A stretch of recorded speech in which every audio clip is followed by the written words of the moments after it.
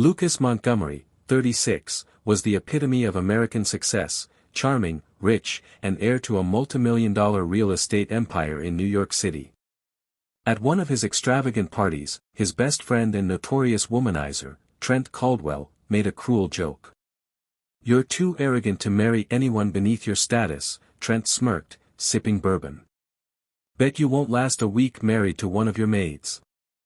Lucas, never one to back down from a challenge, raised his brow. "Watch me." That night, he walked into his mansion's staff quarters and randomly picked one name off the list, Emma Clark, 25. A soft-spoken, diligent girl who had only started working for him 2 weeks ago. Emma was cleaning the library when Lucas entered. His sudden proposal caught her off guard. "Marry me," he said bluntly, "you'll get a place to stay, financial security, no strings attached." Emma blinked in disbelief. "Is this a joke?" Lucas feigned seriousness. "No. You're kind, honest, and I need companionship." She had no idea about the bet. Homeless just 2 months ago, Emma had finally found stability. Fearful, yet desperate for security, she agreed. The ceremony was quick and private. No press. No guests. Just them, and a judge. Emma wore a simple white dress donated by a kind coworker. Lucas barely looked at her. Trent watched from a distance, grinning. "You actually did it." Lucas whispered back, 7 days. "Then I'll tell her the truth." Emma stood beside him, unaware she was part of a cruel game. Life as Mrs. Montgomery was isolating. Lucas barely spoke to her. She was instructed to eat alone, keep out of sight, and not speak of the marriage to anyone. But Emma, kind-hearted and patient, began leaving him handwritten notes with little quotes and thoughts, hoping to break through his walls.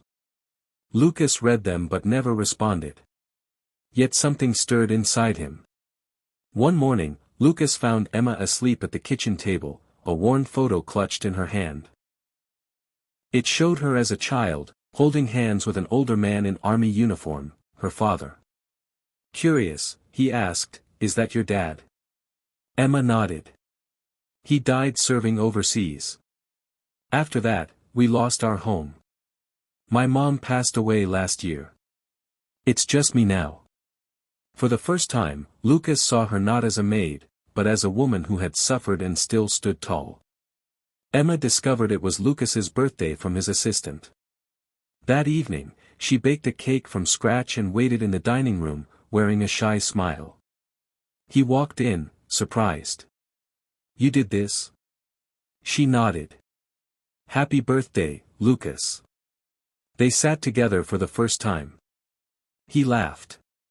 She blushed. The ice began to melt. Trent, watching from afar, sneered. "Don't forget this is a bet, Lucas. Don't get soft." Lucas returned late one night and heard muffled sobs from the guest bedroom, Emma's room. He paused at the door and heard her whisper through tears, "Why does he hate me?" A lump formed in his throat. For the first time, guilt pierced his pride. She wasn't just a maid. She was a human being, someone who had given him more care in a week than he had received in years. He didn't sleep that night. Trent barged in uninvited. "She's just a pawn. Don't forget why you married her." "I haven't forgotten," Lucas snapped. "But maybe I wish I had." Trent laughed. "Don't tell me you're catching feelings." Lucas didn't reply. Trent's smirk vanished. "You're a Montgomery. You don't marry girls like her. You use them." Lucas punched him. Hard. That evening, Lucas found a letter Emma had left on his desk. It read, "Lucas, I know I was just convenient. I understand you never loved me. But thank you, for giving me a roof, a name, and brief hope. I'll leave after the week is over. I won't ask for anything." His heart broke. The bet suddenly felt monstrous. He realized he didn't want her to leave. On the last night of the bet, Lucas finally knocked on her door. "I need to tell you the truth," he said, trembling. He told her everything, the bet, the reason behind the proposal, the cruel joke. Emma's face went pale. Her voice cracked. "So I was a dare." Tears spilled down her cheeks. "You used my pain for entertainment." Lucas dropped to his knees. "Yes. But now I love you. I swear I do." Emma turned away. "You don't get to say that. Not tonight." The next morning, Emma was gone. No note. No goodbye. Lucas searched everywhere. She had vanished from his life, taking only a single suitcase and her father's photo. For days, he didn't eat. The mansion felt like a graveyard. Trent called.